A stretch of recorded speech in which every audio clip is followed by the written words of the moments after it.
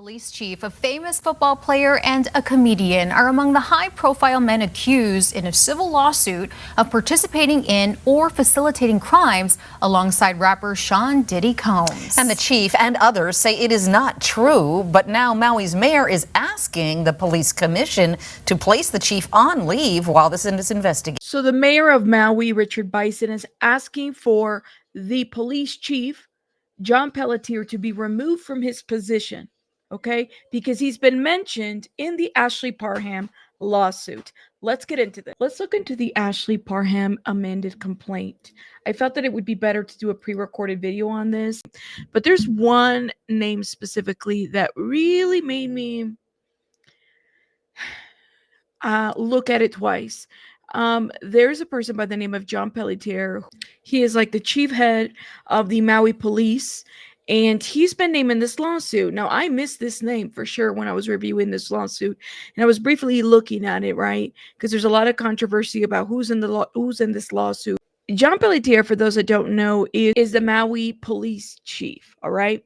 Now, before becoming the Maui police chief, he was actually head of the Las Vegas police as well. And he comes with a lot of controversy. John Pelletier's handling of the Maui fires was just a horrible situation. A lot of questions that a lot of us had about, his involvement, what he did, what his department did and didn't do, and the handling of it was interesting. Now, the mayor, I guess, of Maui found out about Pelletier's involvement in this lawsuit, him being named, and he's been asking for things to be looked into as far as John Pelletier. So I thought that that was interesting as well. The mayor, Richard Bissen, who in my opinion is no better in the handling of the Maui fires, the mayor is actually asking now for the police chief to leave after he's been named in this civil lawsuit. So let's look at these allegations real quick, and this is just a really quick review. The actual amended complaint is a good, 87 pages. So the plaintiff's name is Ashley Parham, okay?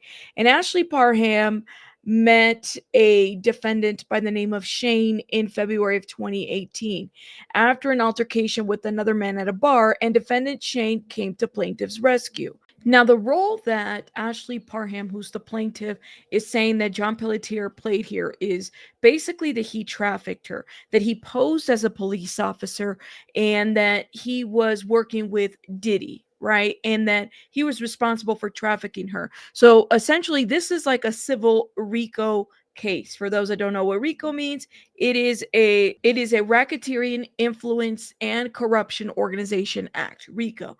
Now, some people might think, well, that's only criminal. No, this can be brought also civilly. There could be, depending on what the allegations are and whatnot, there are elements that would allow this to be a civil case as well. So what this plaintiff, Ashley Parham, is saying is that John Pelletier, who is head of the Maui police, chief of Maui police, and was once a chief of Las Vegas police as well, he basically was connected to Diddy and was responsible for essentially having her violated, transporting her, and all kinds of things were happening to her. Again, covering up for Diddy. Also alleging that he was pretending to be a Contra Costa sheriff.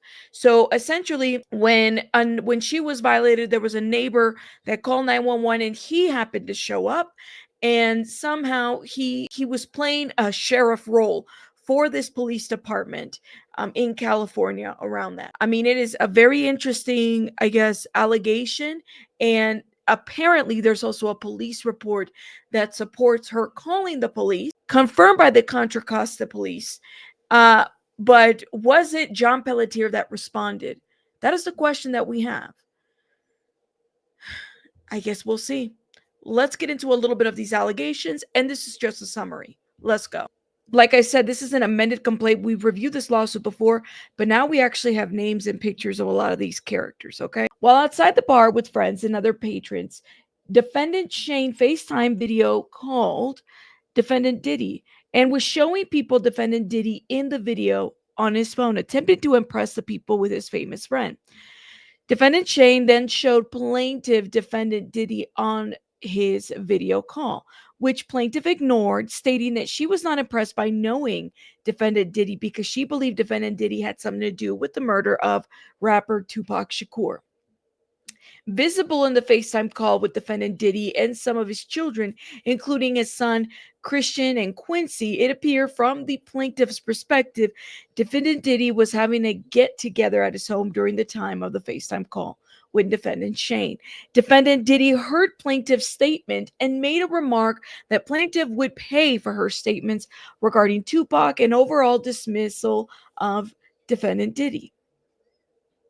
Now, fast forward to March 23rd, 2018, defendant Shane invited Ashley Parham, the plaintiff, over to his house to assist him with his cancer medications because he stated he was weak and unable to open his medications. Upon plaintiff's arrival, defendant Shane informed plaintiff that he wanted to give her a ride in his new car. Plaintiff and defendant Shane left his residence for a brief period and then returned. Once they returned, defendant Shane left the door to his apartment partially open and stated that the door was ajar because there was an issue with the door where it couldn't close completely. Defendant Shane was renting an apartment on the lower floor of the home in Orinda, California. Defendant Shane had a separate entrance into the residence that led to the backyard of the home. The home also had a main entrance on Loma Vista Drive. Now, defendant Shane rented the home from a woman who lived in the upstairs portion of the home and had two dogs who resided with her. Plaintiff and defendant Shane then began to watch a movie, and defendant Shane offered her a glass of water, which he retrieved and brought back to plaintiff. Approximately 10 minutes after plaintiff and defendant Shane returned from their drive, defendant Diddy entered defendant Shane's residence. Defendant Diddy entered the room in a grand, ready-to-party manner. His grandiose entrance was so loud that the dogs upstairs began barking. Defendant Diddy did not enter the home through the backyard entrance, but instead through the main entrance. So let me stop right here. What this is looking like a setup, right? Defendant Shane invites Ashley Parham over, and essentially she's there to help him open his medication, right? And I guess she decides to stay there to watch a movie. The door is left somewhat open and Diddy enters through the door. Okay, he's loud, he's making this like grandiose entrance, and it keeps going. Along with defendant Diddy were his bodyguard, defendant Big Homie CC, defendant KK, defendant Brandy, defendant Doe 2, who upon information and belief is friend of defendants Shane and Diddy, and defendant's driver. Doe 3, who remained outside in his vehicle during the duration of the plaintiff's assault. So we've identified here, we have Big Homie CC, defendant KK, which is Christina Coran, defendant Brandy, defendant Doe 2, who we don't know, but defendant Brandy, and let me just check, would be, because they put in some pictures here. Brandy Collinger Cunningham is an individual who upon information belief resides in his domicile, Arkansas. Okay. So, and again, this is a lawsuit with pictures. Jaguar Wright is mentioned here. Of course, defendant Drewski is also mentioned here. And so is Odell Beckenham Jr. Okay, defendant Odell and defendant Pelletier. All right.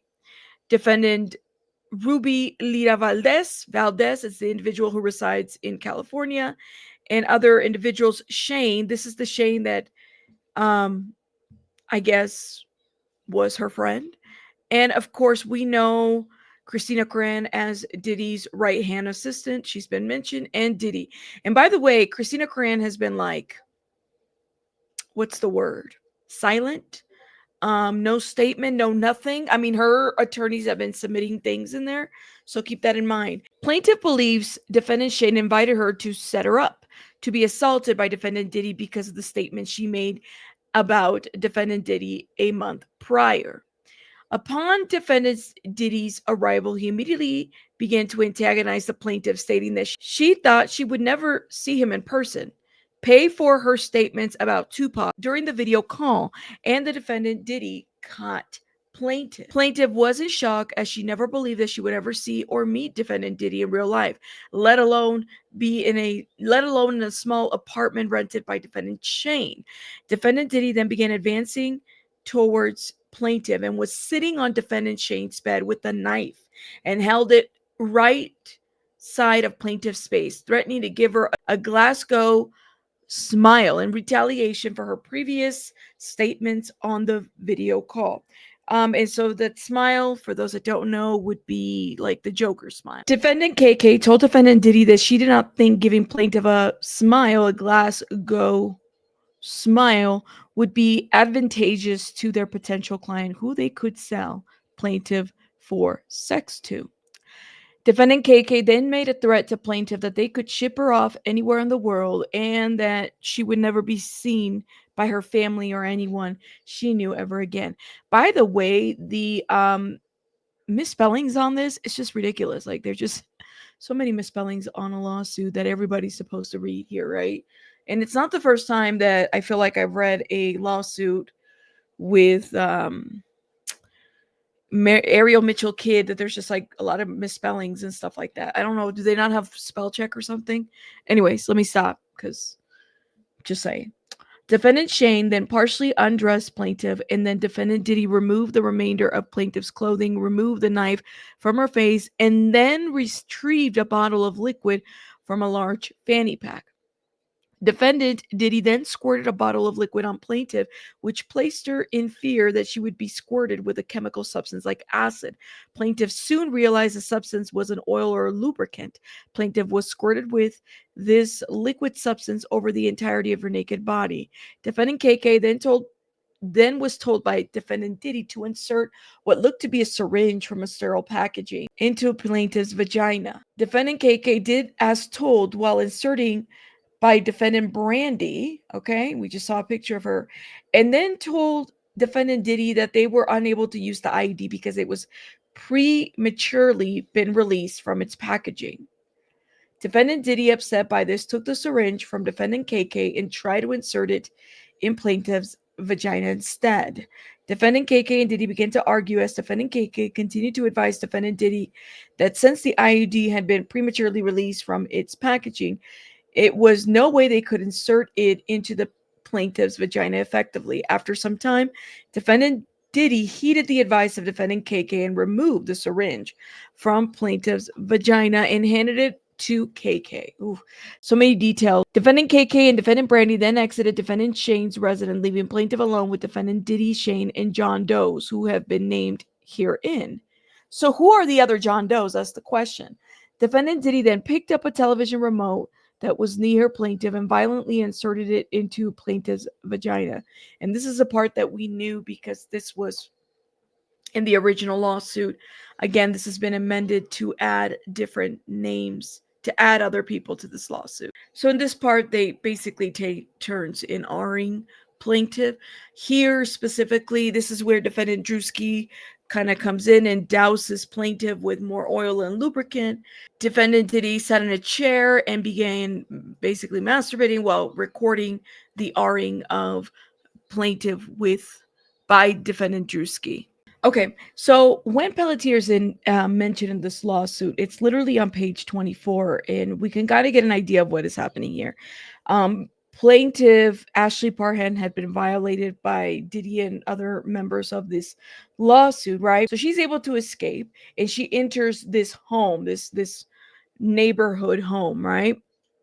That neighbor had already called the police, and there was a sheriff from the Contra Costa Sheriff's Department that arrives. Well, that sheriff is posing as defendant Pelletier, okay? Ashley Parham, the plaintiff, told defendant Pelletier, believing he was a sheriff from the local police, she had been violently gang-arred by Diddy and company, and that she did not have her clothes, phone, purse, or car keys, or cell phones.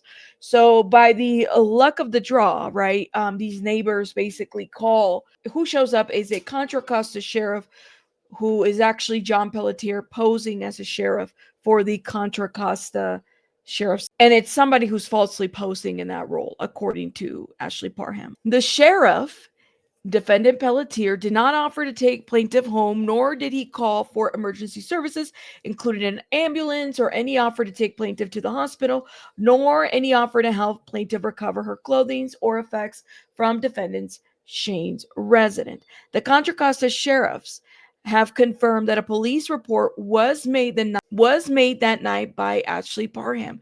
So there is a police report, and the Contra Costa sheriff actually made a statement about this, that there was a police report, but there was nothing else in their investigation. I mean, this is huge. If the plaintiff, Ashley Parham, went out there and the neighbors were calling law enforcement for her, there's actual documentation of this.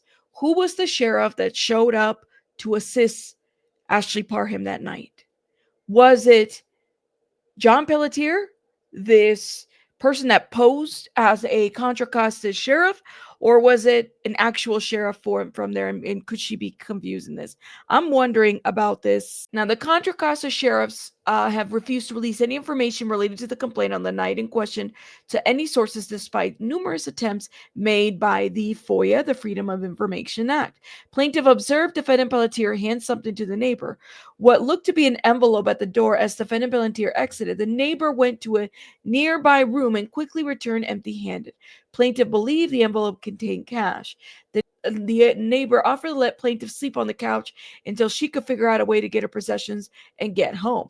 But plaintiff denied, unsure about the exchange with the police and the neighbor and police, and only remained in the neighborhood residence for a short period of time once defendant Pelletier, posing as a Contra Costa law enforcement, left. It further goes in the lawsuit. Plaintiff further believes her statements made on March 23rd, immediately after the vicious assault, where plaintiff named defendant Diddy directly and by name, may be captured by a body cam footage, but upon determining the sheriff was defendant Pelletier, does not believe it was captured as he was a co-conspirator. Wow. I mean, she identified him. Sounds like she had been drugged. Sounds like there's a police report out there, but what is the true nature of everything that happened? I just have a lot of questions. The Contra Costa Police Department made a statement, right, about what they did that night, that they responded, okay? They're not even saying that John Pelletier responded to the call. We don't have a body cam footage, which I think is part of the reason why they're saying that, there might not be a body cam footage that exists in this situation, because it wasn't really an officer from that department that responded. It was somebody who is working with Diddy. Okay. So their statement was, a report was taken on March 23rd, 2018. We take these cases seriously, and detective thoroughly investigated the accusations. It was later determined the claims were unfounded. This is what the sheriff's office said. Now, it shouldn't be hard, and I don't understand why Ariel Mitchell Kidd can't get a FOIA for this. I believe she has tried. She does mention that in the lawsuit, but it just hasn't been able to happen because of barriers. They need a subpoena at this point if they're going to be pulling information from this sheriff's office, which is a bit crazy. But it did make me think, like, is there body cam footage that would support anything at this point? And what if it wasn't Pelletier? What if it's somebody else? And if it was Pelletier, was he around, in California around that time?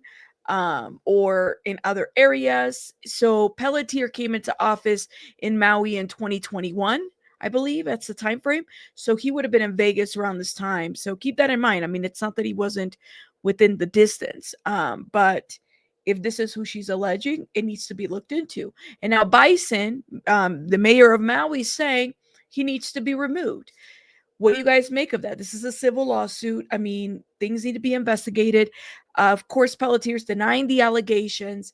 But to me, John Pelletier has been so sketch ever since the Maui fires. There was a horrible Las Vegas shooting too, and the way in which they handled that in that department was crazy too.